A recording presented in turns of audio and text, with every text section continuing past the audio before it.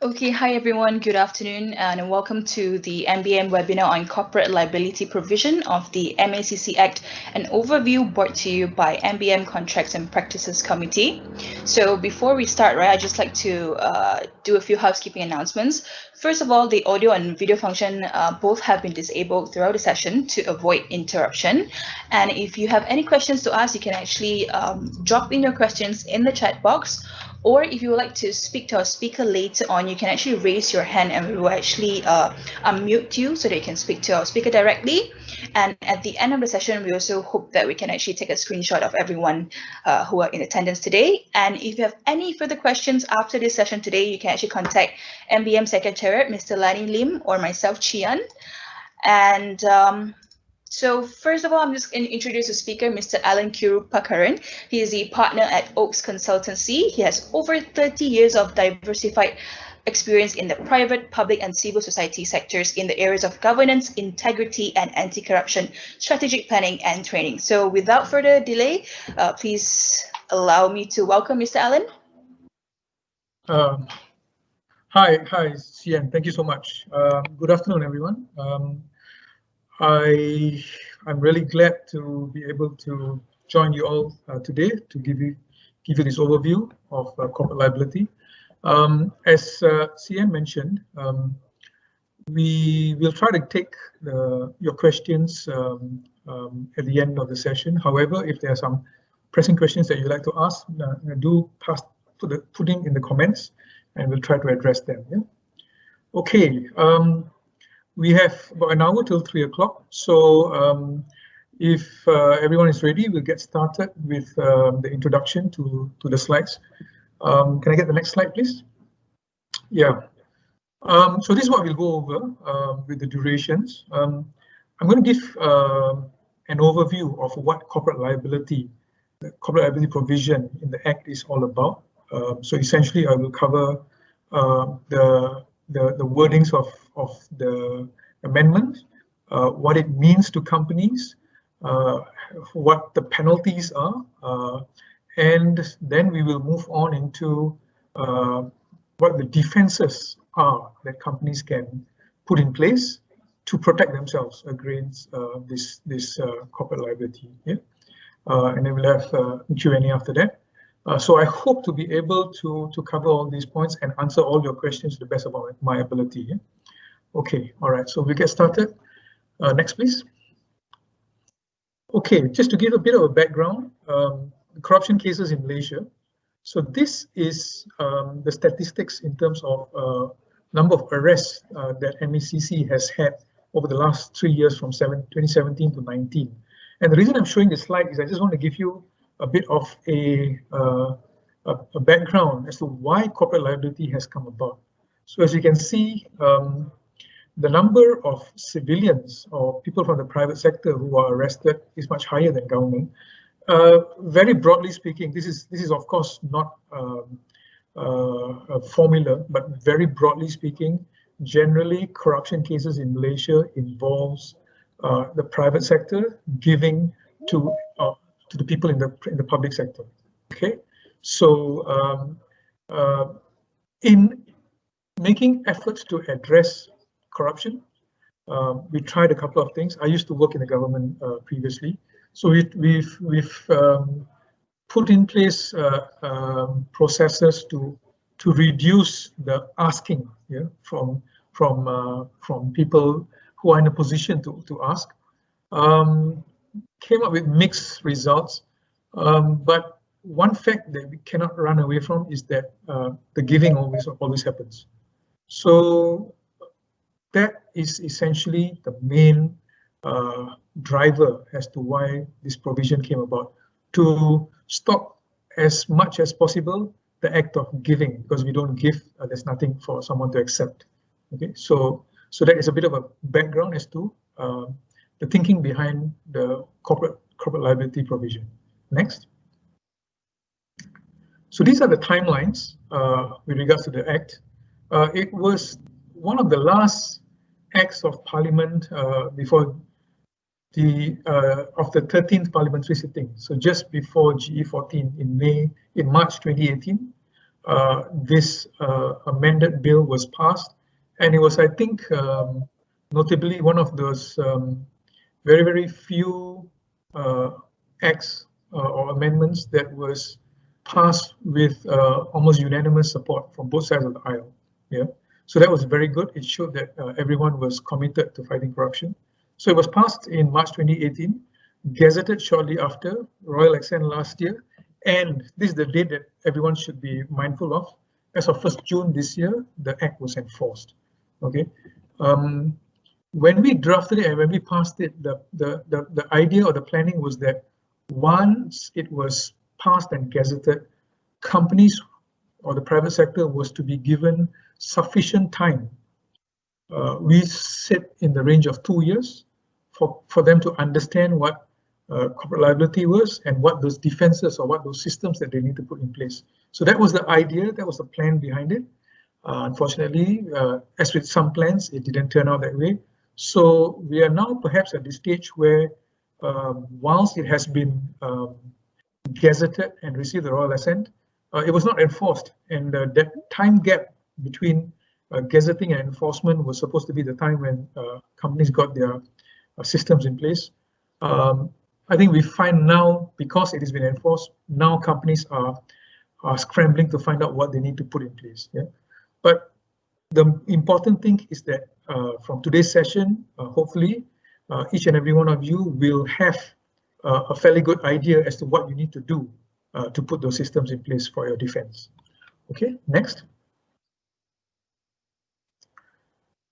All right, so this is essentially the definition of the wordings in the amendment. Yeah?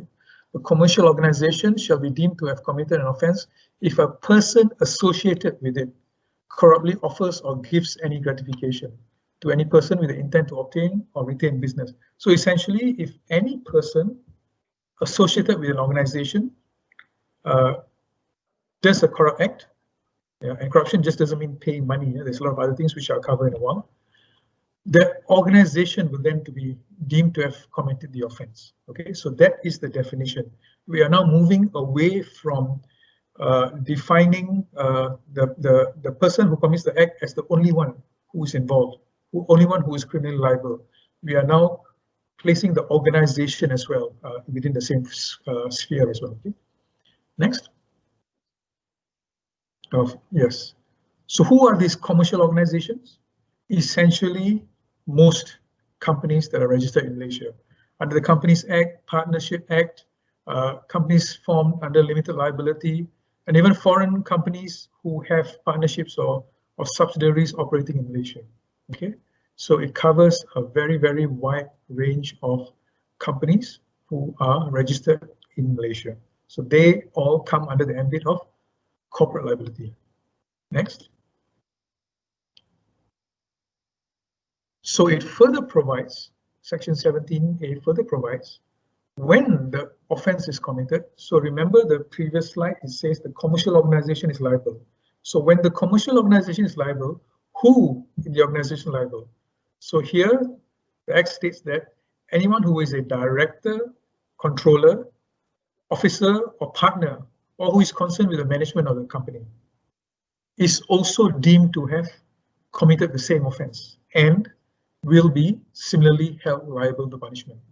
All right, so you can see that the Act now, A, goes not only after the person who commits the act, it goes after the company. And when we say company, it goes after those who are basically directors, shareholders, CEOs, MDs, etc., who run the company, who have the means to make decisions for the company, right? So this is whom it implies when it says who in the company is also going to be liable, right? Next.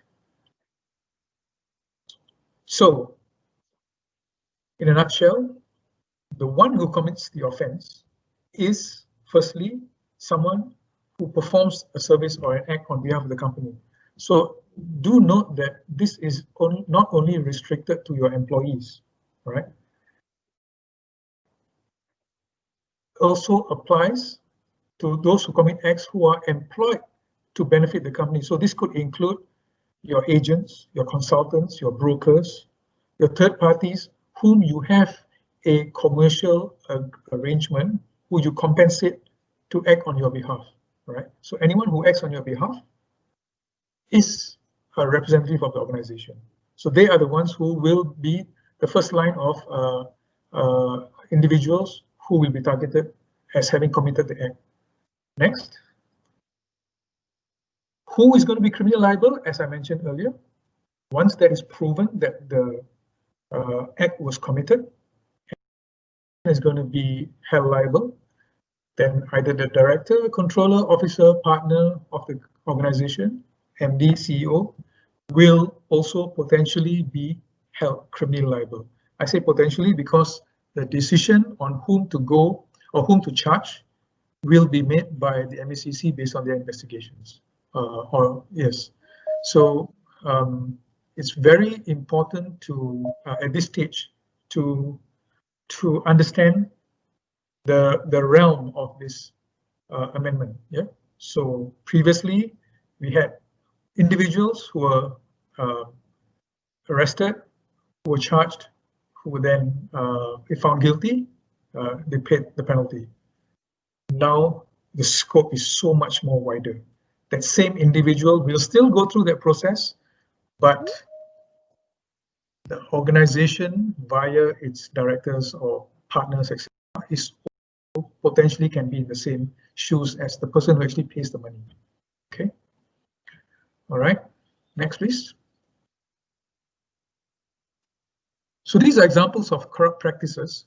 So as I mentioned a short while ago, it's not only limited to the obvious, which is facilitation payments, paying cash or gifts or kind to get a favor in return. It also includes elements of collusion, bid rigging, conflict of interest, etc., etc. It's reasonably wide, obviously.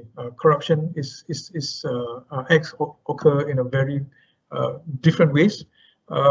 So do note that whilst the obvious one is of facilitation payment, there are other ways where corrupt practices can occur. So if we look at the example of, for example, bid rigging, those of you who participate in tenders, government tenders, by invitation, limited tenders, bid rigging can involve all those parties who are invited to participate, deciding who amongst them is going to get the job, and then fixing their prices so that that happens. So that's also a form of corruption. Yeah? So it is reasonably wide in that sense. Urge everyone to perhaps just have a look at the MACC Act, where it defines examples of corrupt practices. Okay. Okay. Next. So let me just highlight this case study which happened. This is a real case, which happened here in 2006. So some of you may be aware, the Alcatel Network Systems case. So the ANS employee, so note it was an employee, paid 25,000 ringgit to a TM official for information, technical information on rival bids. All right, this was a tender that TM did. Employee was subsequently charged and convicted. At that point in time, it was the ACA Act, it wasn't the SPRM Act yet. So the employee was charged and convicted under the ACA Act. So bear in mind, the amount that we're talking about here, 25,000 ringgit, okay? So you and I probably know that that employee did not take the 25,000 ringgit out of his or her own pocket. It was something that was sanctioned by the company, right? But the employee obviously was the facilitator, the person who paid it. So what happened after the charge and conviction? Next, please. The penalty, the employee was fined 125,000 ringgit and sentenced to 2 years jail in imprisonment. Yeah? So 125,000, 5 times the amount of bribe, and 2 years in jail. In terms of the employee paid a very heavy price. In terms of the company, All that could be done at that point in time was that the company was barred from participating in TM bids for 1 year. That was the only sanction that was imposed on the company, or that was only allowed to be imposed on the company. Now, today, if something similar occurred, and if those charges and convictions were held, ANS would potentially also be held criminally liable and would have to pay penalties unless they showed defense against corporate liability. Okay, so this gives you an idea as to what kind of corrupt practices we're talking about, what happened before, and from the 1st of June onwards, what can potentially happen moving forward. Okay, next. So these are the penalties. A fine of up to 10 times the sum of the gratification, or 1 million ringgit, whichever is higher. So the ANS example before this, it was 5 times the amount. Yeah. Or jail term of 20 years. So note that the employee in the ANS case was given a 2-year jail term. Here we're talking about jail term, not for the person who was charged, who committed the act. We're talking about the jail term for the directors, shareholders, directors, partners, management of the organization, or both. So the penalties are significantly higher, and moving away from just fining an organization where you only hurt the finances of the organization. Here we also, MACC also has the put in the option of jailing the person. I've been involved in governance and anti-corruption work for a fair number of years, and I can safely say that the biggest detriment or the biggest stick to try to fight corruption or stop it is by the threat of putting someone in jail. Fines can always be paid. Of course, the bigger the fine, the bigger the pocket in the whole of the company. But without jail term, people tend to take it a bit more lightly. So that's the reason why this jail term was inserted in there. Right? Okay, thank you. Next. So what is your defense? If the act had occurred, and let me just see if there are any. All right, so there are no comments, there are no questions. All right, so we'll continue. So if the act, sorry, yes. So what is your, sorry, I think we skipped some slides. Could we go back, please? Yes. So what is your defense? Yeah? So a company's defense is that A, the offense was committed without your knowledge or consent, right? So that could be the case, very much the case. Experience tells us that if it was a small amount, it was an amount which the salesperson wanted to do to close the sale to get their commission, and the commissions was much bigger than what they were paying, they would do it without your knowledge, obviously. Here we're trying to target the bigger corruption risks and challenges, okay? So if the offense was committed without your knowledge, then fine, that's your defense. Secondly, if you had exercised sufficient diligence to prevent it from happening. So you had advised, you had your policies in place, which basically stated that bribery is an offense. Every staff who joined the organization, when they sign off on their employee handbook provision, I'm sure many of you will already have those provision about code of ethics, about conflict of interest, and about how bribery and corruption is an offense which is from which the employee can be dismissed, etc., etc. So you need to show these defenses, yeah, that you have put in place these acts to prevent the commission of the offense. I think most importantly, as far as MACC is concerned, they would like to see that companies are serious in fighting corruption. So to show the seriousness in fighting corruption, they've come up with this terminology called adequate procedures. So adequate procedures, which I'll talk about in a few minutes, is essentially a set of ways or guidance which companies can put in place to say that this is how I am serious about fighting corruption. Okay,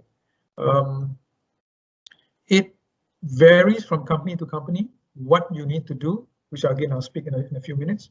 But just note that you cannot, your defense cannot be anymore that I didn't know about it. You can say it, but the burden of proof is now shifted to you. You have to show that whilst you may not know that the employee did it, and like I said, typically that happens if the amount is small, you need to show that you have made efforts to stop employees from doing corrupt acts. Okay, so that is essentially your defense. So we'll spend a bit of time after this basically talking about what are these adequate procedures and what is it that you need to do to prevent the commission of the offense. Okay, next please. So how do you protect your company? So in the Act, in the amendments, the MACC states that when faced with a prosecution, your company has in place adequate procedures to prevent your employees or people associated with yourselves. Like I said, not only employees, includes your agents, includes your advisors, whoever is working on behalf of your organization, to prevent them from undertaking these corrupt acts. Now, this requirements is not, let's be very clear on this, it is not that it's a tick box that you must meet, and once you meet it, then it's fulfilled, okay? It's a guidance.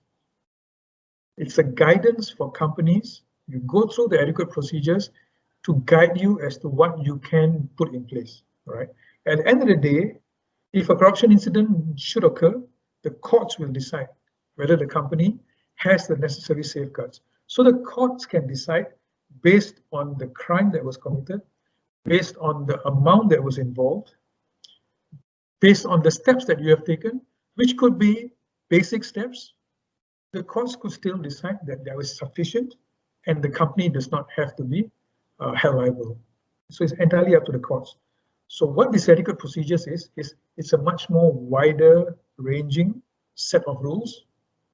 And what companies need to do is look at how they can take those rules or the principles behind those rules and apply it within the organization. Okay, right, next. So these guidelines on adequate procedures were issued by the government, right? So they were issued by, there's a unit called the National Center for Governance, Integrity and Anti-Corruption in the Prime Minister's office, who developed these adequate procedure guidelines in consultation with industry experts, with the private sector, with MACC, etc. It is meant to help companies like yourselves decide what you want to do, right? So please bear in mind, implementing adequate procedures does not mean you're going to get away with it. At the end of the day, it still depends on the courts, but you're on the right track. You're on the path to show that you are committed to putting anti-corruption measures within your organization. Okay, and the degree or the level in which you put these adequate procedures in place is entirely your decision. Depends on the size of your organization, the number of employees you have, the amount of typical corruption risk you may have, right, etc., which I will touch on as we go forward. All right. So just note the adequate procedures by GIACC. Next. So this is the document, the booklet, and the website link where you can download it is also available. So please, I would urge you to download the guidelines. It's available in both Bahasa and English, and have read through it, okay, and then see what you can do and how you can go about doing it. Okay, so the guidelines essentially help companies put in your anti-corruption program, an anti-bribery system. It is not based, as I said, as a one-size-fits-all. There isn't one model that fits for companies that have 5,000 employees versus a company that has 50, all right? It is designed to be principle-based, so it is not prescriptive. It is not a tick box that says, I comply, comply, comply. It is an idea, it is a principle which you have to follow. And finally, they comprise 5 main principles, and they're referred to as the trust principles, TRUST. So these trust principles form the backbone of what etiquette procedures are all about.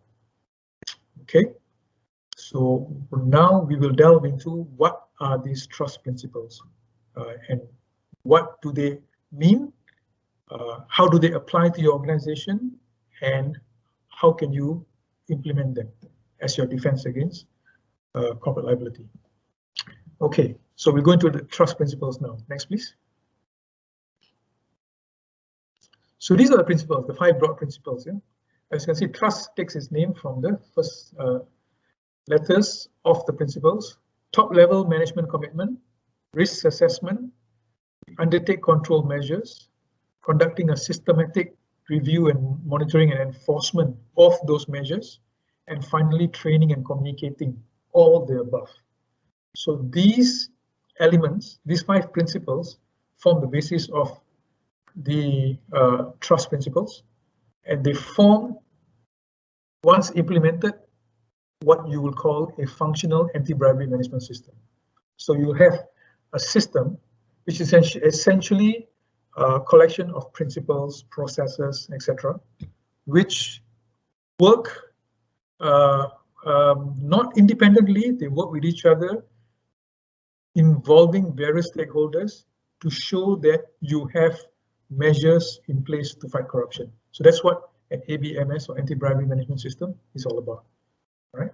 So now I will briefly go into each of these 5 principles and explain what they entail, each of what actions are required to be taken under them. But again, like, bear in mind, what I'm going to go through are very high level.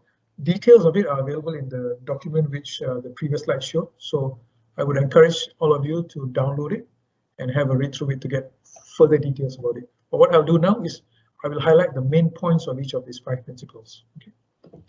Okay, next please. So what does top-level management commitment mean? All as shown here. Let me emphasize, if I may, at this point, that you can do all 4 of the other principles very well, but if you don't have this, your system will not work.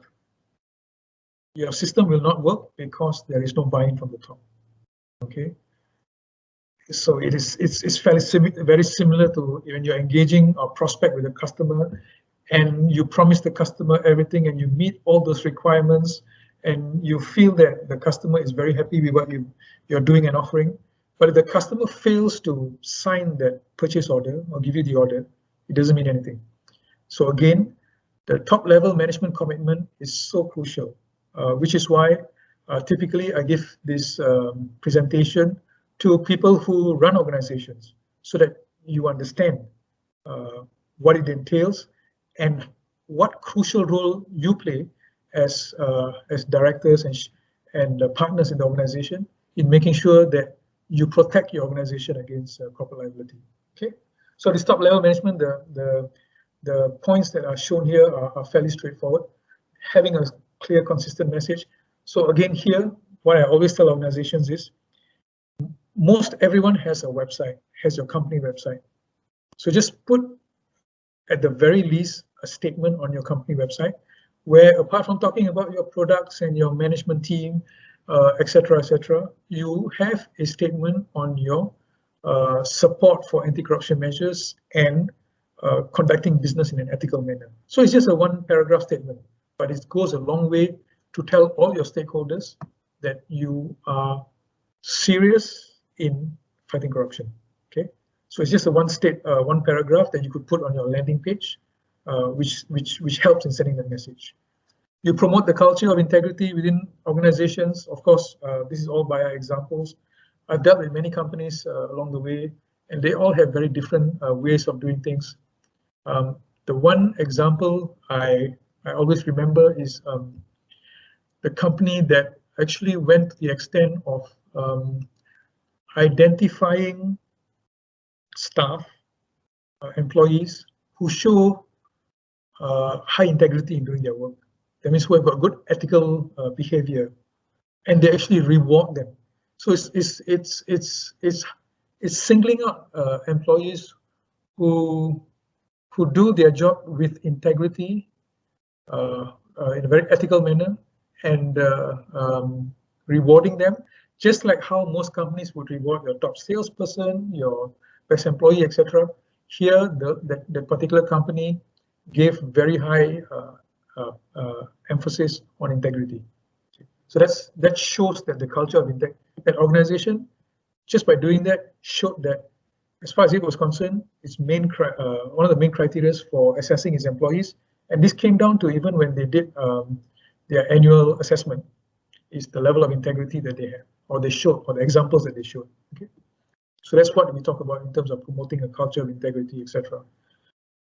ACP, establishing an ACP is essentially your anti-corruption plan.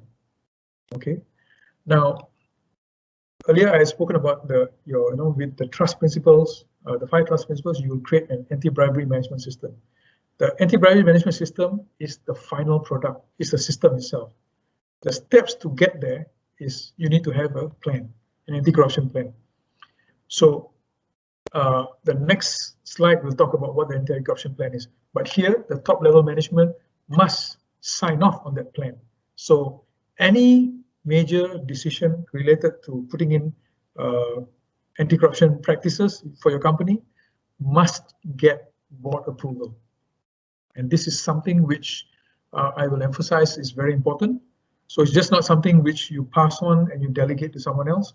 If you're a director, you're the chairman, etc. of the company, you must sign off on it. So you must be aware of what your anti-corruption plan is, and as we go along, what the progress of the anti-corruption plan is. So you must receive reports periodically on how it's being done. Okay.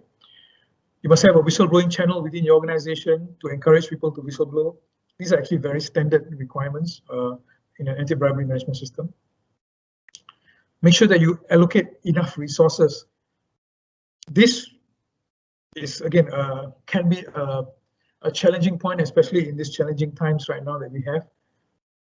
What I could suggest is just identify someone who's already doing something else, or already has a task or a job to also undertake. If you're stretched for resources, use an existing resource, but give him or her the responsibility to look into this area, because you must have someone who's responsible for it, who undertakes your anti-corruption plan, who deals with your, if you're going to bring in outside consultants to advise you, who's going to report to the board, there must be someone who takes charge of it. Yeah? So make sure you have a resource and a competent person to do that. Make sure that this person can report directly to the board. Make sure this person doesn't have to go through various layers, yeah, so that the board will know exactly what is happening and what the results of the plan is. Okay. All right. And finally, make sure that any reviews, etc., comes to the board and the board approves it, as I mentioned earlier. Okay, next please. Okay, corruption risk assessment. So this is this is an exercise that everyone should do for your organization to identify what is your corruption risk. Once you identify what your corruption risk is, then you put in place the plan, the action to reduce, to mitigate that risk. So that plan and action is what I mentioned in the previous slide, the anti-corruption plan. Okay, so this action, this corruption risk assessment exercise is crucial. I must emphasize this is very crucial. Everyone needs to do it. We suggest once every 2 to 3 years. It's not something that you have to do regularly, but you must be able to identify what your corruption risks is, because your corruption risks are what is then going to determine what policies you're going to have, what areas your policies address. So if your corruption risk, for example, involves entertaining clients or giving gifts that are expensive, which can be seen to be trying to influence your client, then you need to tighten up your gifts and entertainment policy. You need to be very clear on what the limits are. All right. So this corruption risk exercise is very crucial, and it must be something that every organization does at least once.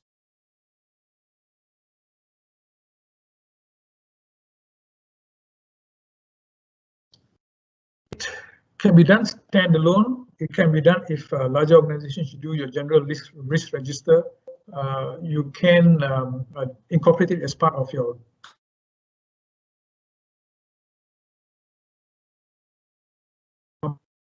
whatever method you choose to go by. Make sure this corruption risk exercise is done. Okay. So once you've done the corruption risk, I just did one 2 weeks ago with a client. It essentially is a half-day event. I get the directors and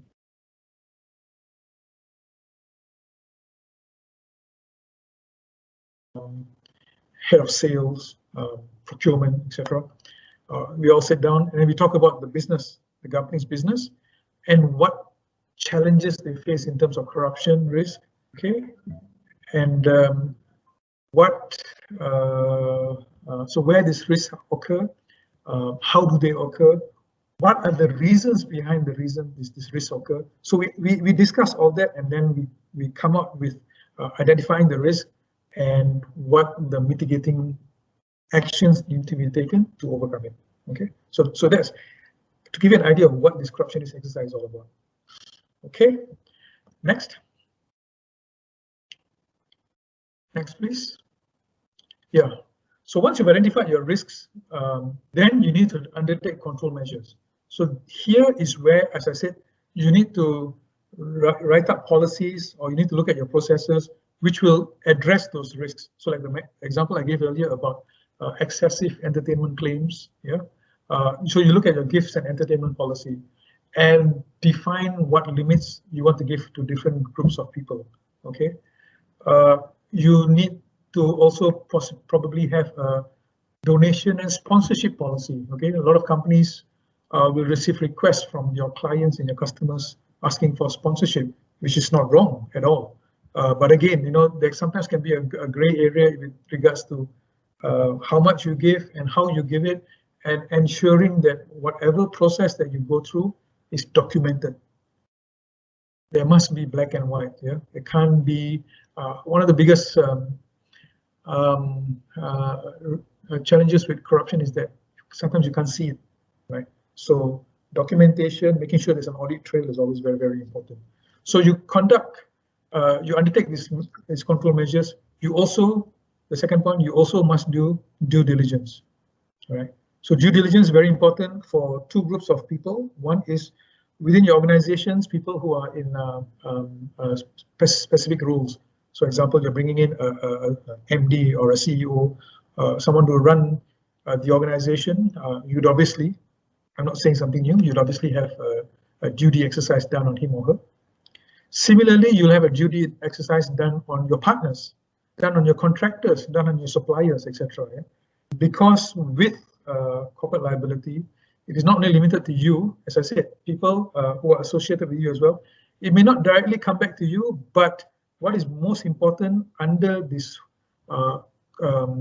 adequate procedures is that you inform your partners, you inform your third parties what your company policy is. So you'll be telling them, you'll be giving them a briefing or training session on, this is my policy. We've got, for example, a no gift policy. Our entertainment limits are this, so that they know if any of your staff approach them to ask for money, they can always say they can't do it because your policy doesn't allow it. So you need to also share all these policies and all these standards with your staff and your third parties who you do business with on a regular basis, right? So this is where these control measures come into play.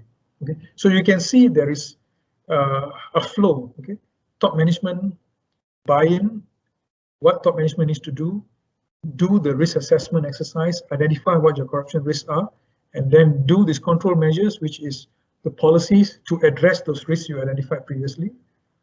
Next thing, what you need to do is, next please. once you implement all these policies, you need to review them. How effective are they? You need to monitor it. Is the incidence of bribery or corruption reducing now? And is it reducing because of the policies, the changes that we've done? So this is where you just don't leave it as a static document. I've done it. 1 year later, I come back and I just do the training again. No, it doesn't work that way. Whoever is in charge of your anti-bribery policy, your ABMS system, must continuously review it, monitor it, and when you find elements where people have not complied, you must take action. Okay, so for example, remember the earlier slide we spoke about whistleblowing policy. If you have a whistleblowing policy and you receive a report, an anonymous report about something or other, and upon investigation you found it to be true and accurate, you then need to take action. So you need to enforce. You either take action internally, depending on the scale of the offense, dismissal or whatever, or you need to report it to the authorities. This is where you show the authorities that you are also a partner with MACC in fighting corruption, right? So they want to be able to see that these elements are all within your organization, your whistleblowing policy, your anti-bribery management system, you've done your corruption risks, and whenever you find that something has happened to cross that line, the corruption line, you do take action and you do enforce it. So these are all your defenses that will be looked at if your organization is under the radar for corporate liability. Okay, and finally, next please. Once you do the review, training and communication. Okay, so here, typically what I advise companies to do is have this year round. Okay, so don't just do a training exercise 1 month in a year, train everyone, and then it's done. Typically, we break down the people who is going to receive this training into different categories. So you will have top management who receive a particular type of training. You have your people of interest who work in the more risky areas in your organization, procurement, sales, etc., who get another set of training. You have your general staff who will also receive training. You also have your third parties who are your partners, your principals, your contractors, your vendors, who also need to get training, like I said earlier, to understand what your policies are. Okay, so what we typically tell companies is stagger this training throughout the year. Okay, so that typically most groups of these categories require 1 training a year. Okay, but those in the higher risk areas, what I generally advise companies is do something twice a year with them, whereby you don't necessarily have to train them. You do the training once, and then 6 months down the line, you can do an online exercise where you get them to declare that over the last 6 months, I have not been involved in any corrupt activity. You can do it online also with your partners as well. Once you've given them an overview of what your corruption plan is and what your company's stand is in corruption, in fighting corruption, every year after that, you just get them to declare that they have not been involved in any corrupt practices and they are aware of what your policies are. Right? So this is all part of the training. Communication involves telling your stakeholders, this is what I do.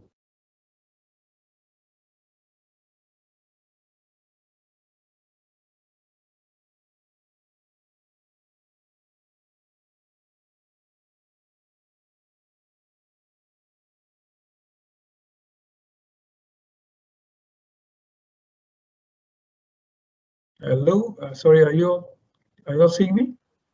Yeah, okay, sorry.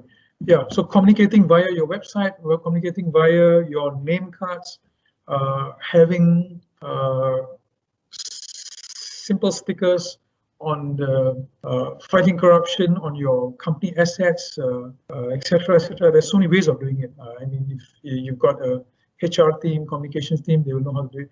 But all these go towards telling your stakeholders, which is your customers out there, that you're serious about fighting corruption. Okay. On your website, for privately held companies, you don't have to place your policies on your website. However, I will urge you to do two things. One is what I said earlier in terms of a one paragraph statement on your landing page saying that you're serious and committed to doing business ethically and fighting corruption. The second thing is having a number or a contact number for whistleblowing reports. So you'll tell anyone out there if they have any information related to potential corruption involving your organization. This is the number, or this is the email, or this is the person that they can communicate with to report it. So if you only do two things at the minimum, you're a private health company, these two would be important. But like I said, there is nothing wrong in putting on your website your code of ethics, putting on your website your conflict of interest policies, etc. Because these are not secret. These are things which I encourage companies to share, to tell your customers and your clients and anyone reading your homepage that this is what we practice. Yeah? So that's all part of the communication plan. Yeah, so bear in mind that training does not only involve internally your employees, it also involves your agents, involves anyone who is doing business on your behalf, and it involves third parties who you do business with. Yeah? Your contractors, your principals who you represent. All you're doing is you're telling them what your standards are in terms of fighting corruption. Okay, so this is all part of your communication plan.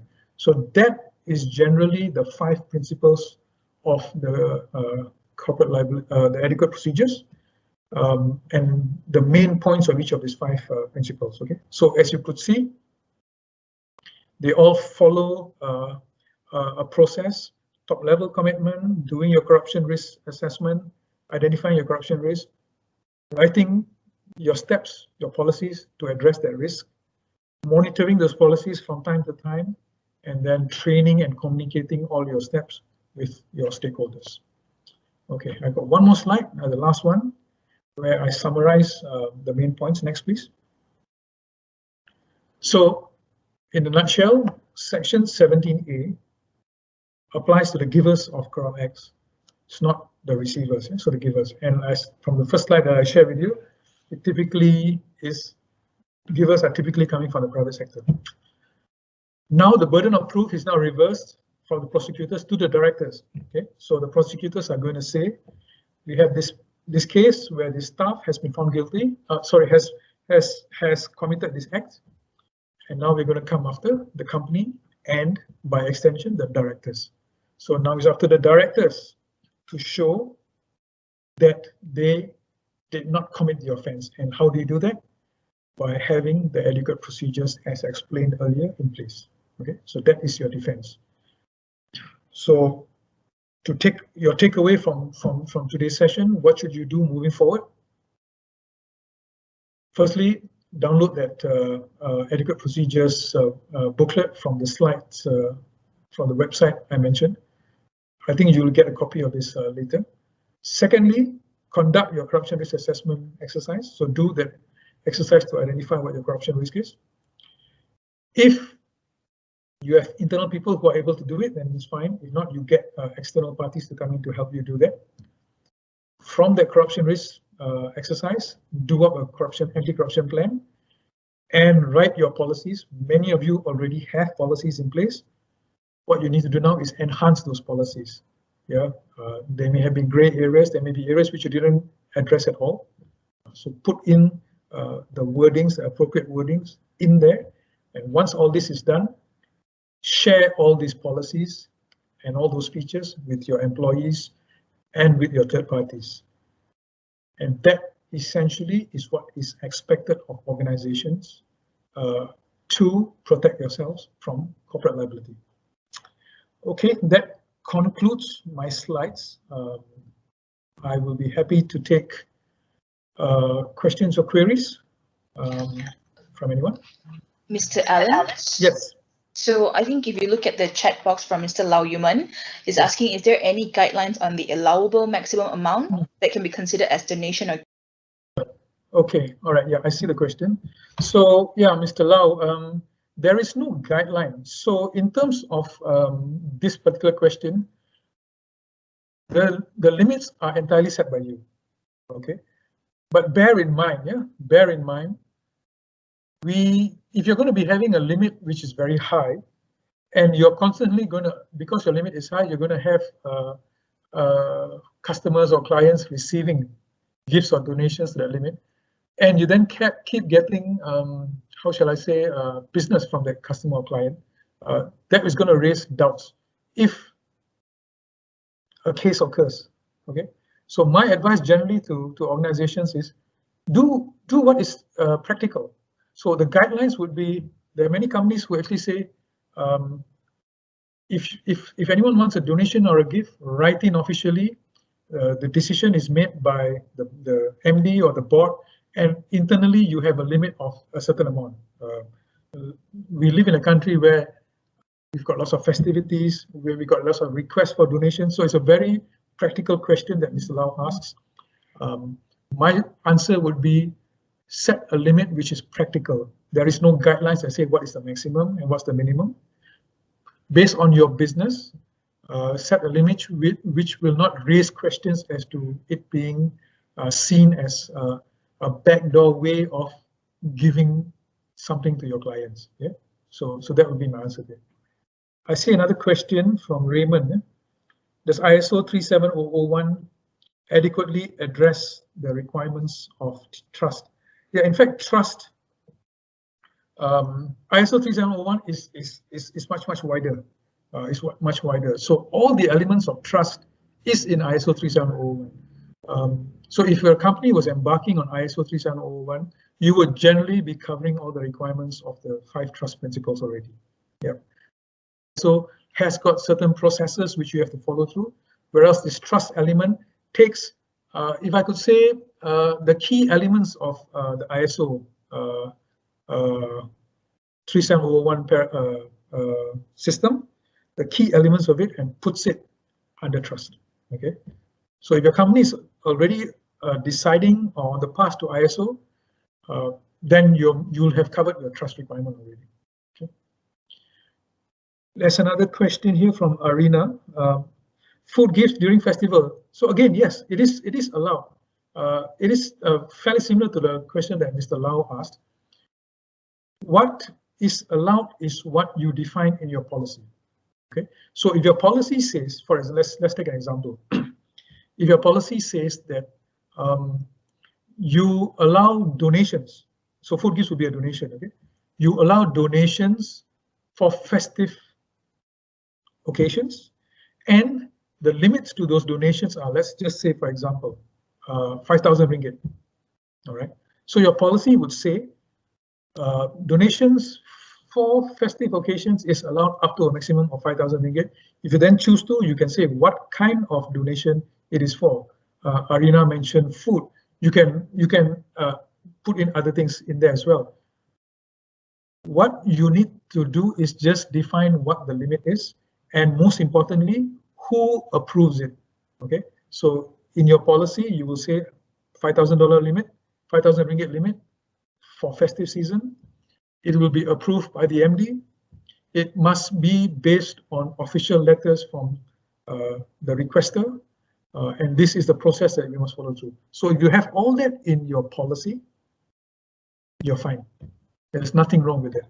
Okay, the issues always normally occur when there are gray areas, or when we do things which seem out of the ordinary. Okay, so I'll give you an example. You may not be the giver. You may not be the one who people are asking to be donate. You could be a guest at an event whereby Okay, sorry, let me turn it the other way. You organize an event where you invite all your customers. All right. So it could be a dinner. It could be your annual dinner. You have a lucky draw. And then at the lucky draw, your first prize could be something worth 50,000 ringgit. You know, and the winner of the lucky draw happens to be a customer. So again, you know, this can raise questions. It can raise questions. The process could be very transparent, but it can raise questions. So the best thing to do is define in your policy, if you have such events, if you have lucky draws, what would be the limits of the prize? Where possible, a rule to apply is don't give gifts or vouchers, etc., to individuals. Give it to an organization. So if we refer to Arina's question, what about food gifts during festivals? It's a food gift that is going to be given to an organization. So if organization A writes into you and asks for you to sponsor 5,000 ringgit worth of food gifts, and your policy allows it, then by all means give it, because you're giving to the organization, which is going to be distributed around and it's not going into someone's pocket.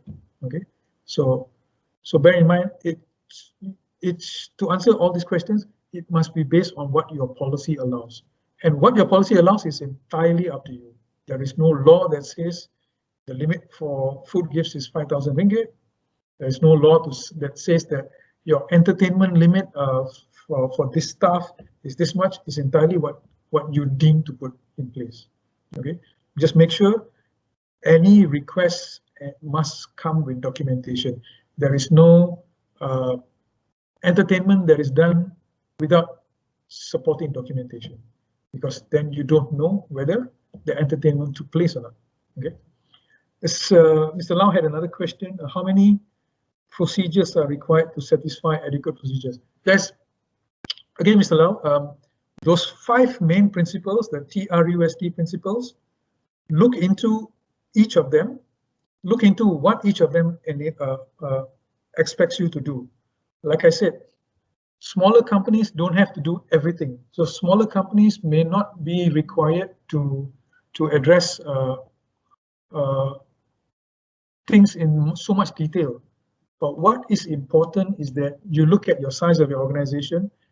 That's why my last slide, I wanted to emphasize, if anything, what companies need to do is make sure that you have a statement on your website to say that you are serious in fighting corruption. This goes towards the first principle, which is tone from the top.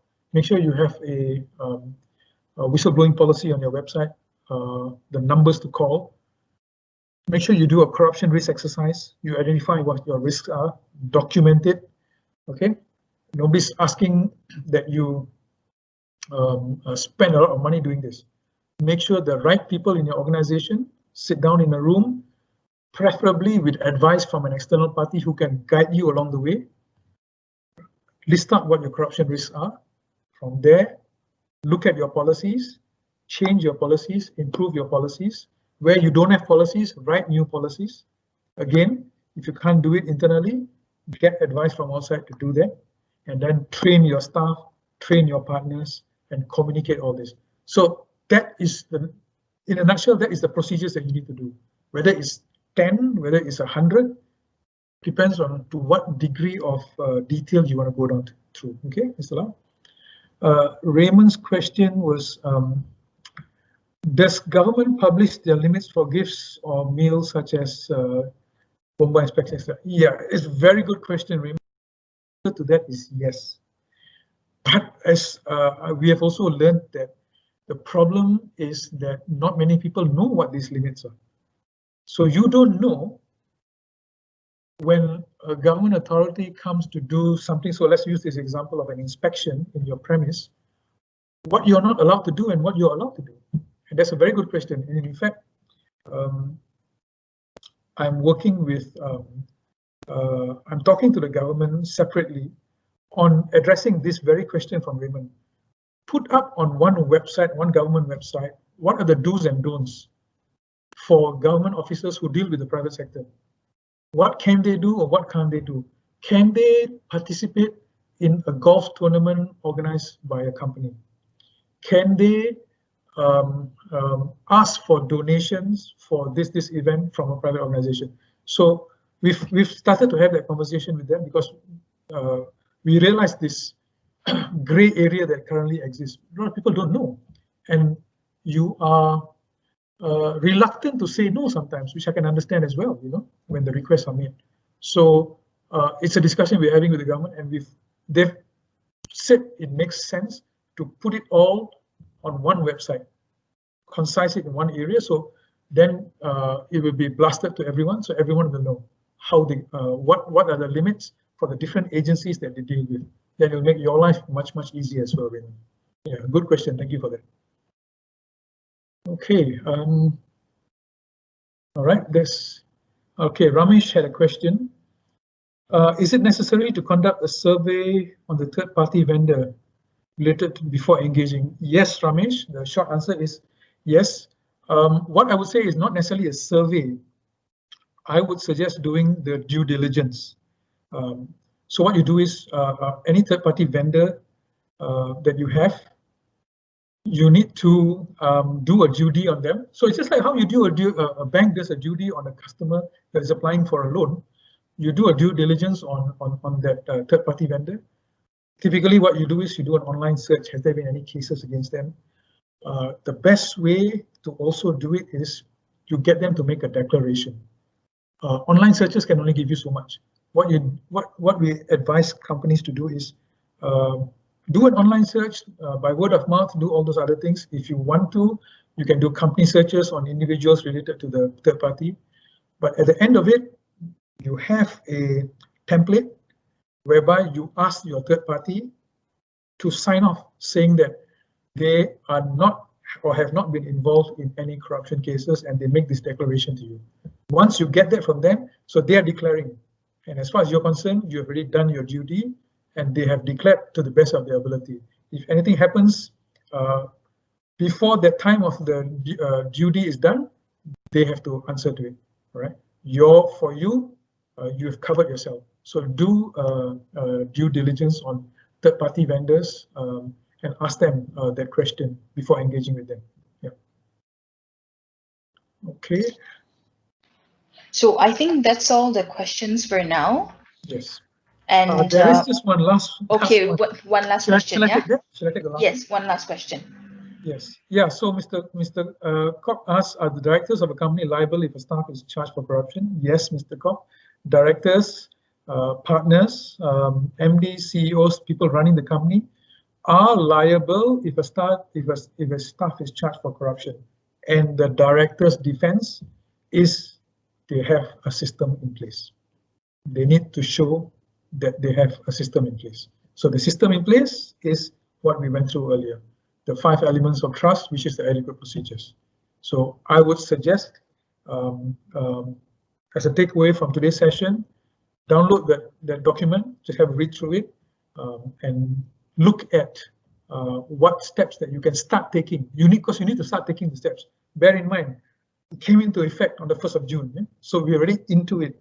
Anytime now, MACC can go after the employee and the company, right? So the sooner you start the process, the better. Having said that, I understand that you cannot put everything in place overnight.